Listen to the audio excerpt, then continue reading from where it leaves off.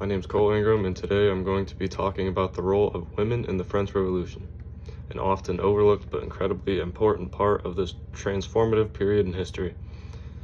The French Revolution of 1789 is typically remembered for its grand ideals of liberty, equality, and fraternity, but these principles were often not extended to women.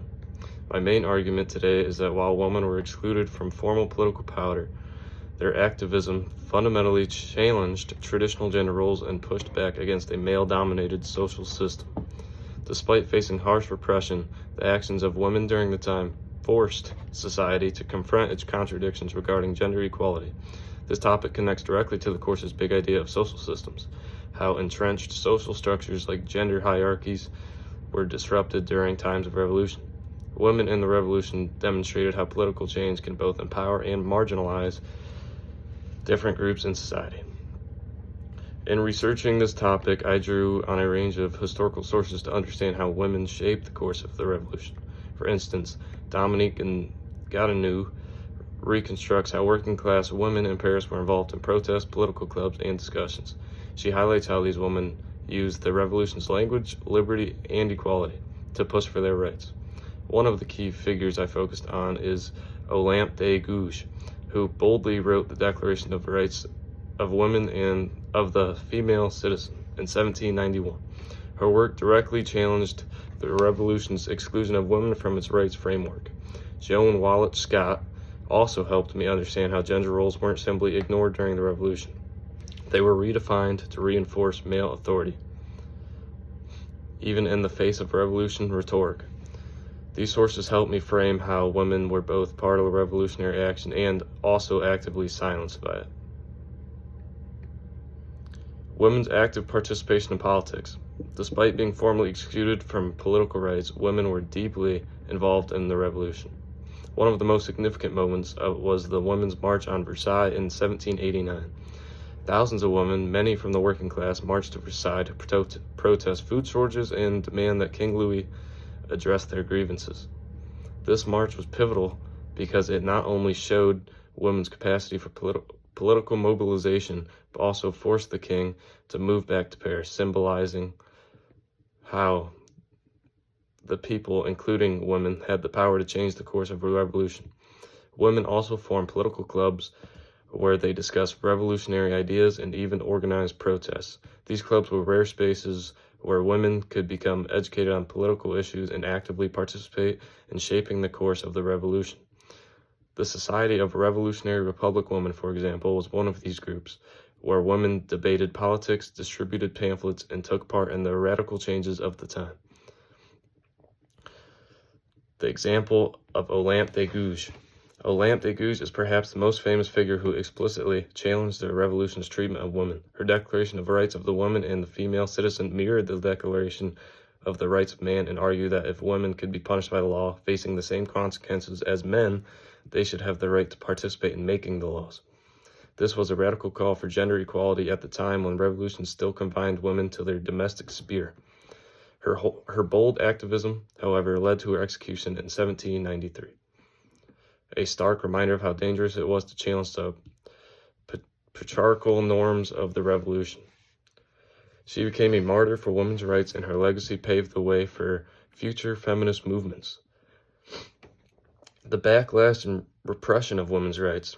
Unfortunately, as women's political activism grew, there was significant backlash. By 1793, revolutionary leaders, fearing the disruption of traditional gender roles, banned women's political clubs.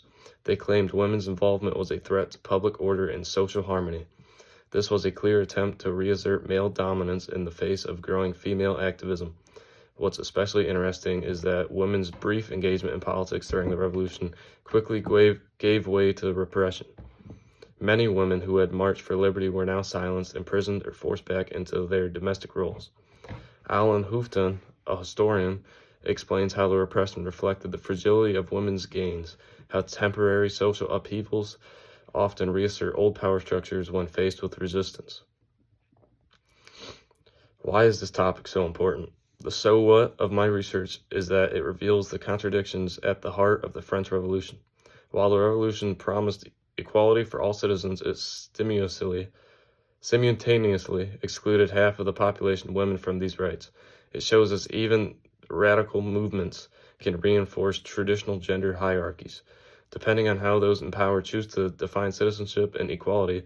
More importantly, this research lays the foundation for later feminist movements. The activism of women during the French Revolution showed that political freedom wasn't just about overthrowing monarchies or aristocracies. It was about ensuring equal rights for everyone, including women. Though they didn't gain full political rights at the time, their activism forced the larger society to reckon with its contradictions, setting the stage for future debates on women's rights, citizenship, and equality. Personally, I learned that while the French Revolution is often framed as a universal struggle for liberty, it didn't necessarily deliver on the promise of equality for women. The role of women in the revolution was often hidden or downplayed, and their political participation was quickly suppressed. But despite this, their efforts were not in vain. They made clear that gender inequality was a key issue that had to be addressed in future political movements. What struck me the most was how much resistance there was to women stepping aside their traditional roles. Revolutionary ideals, while radical in many ways, still held on to deeply conservative views when it came to gender. This really forced me to reconsider how gender and power are often linked in revolutionary movements, and how social systems are sometimes resistant to even the most radical ideas when they challenge entrenched norms. As for my favorite part of the project, I really enjoyed learning about how women who led the charge for equal rights. Their courage and activism were both inspiring and humbling. My least favorite part, however, was realizing just how fragile and temporary the gains for women were during this period. Despite all their efforts, women didn't achieve lasting political rights at this time, which can be disheartening. But it also made me reflect on the long-term fight for equality. In conclusion, while the French Revolution promised liberty and equality, it failed to deliver those ideals to women. However, the actions of women like Olympe de Gouges and the working-class women of Paris challenged traditional gender roles, forcing society to reckon with its contradictions. Their activism didn't achieve full political rights in the short term, but it laid the groundwork for future feminist movements and debates about gender equality.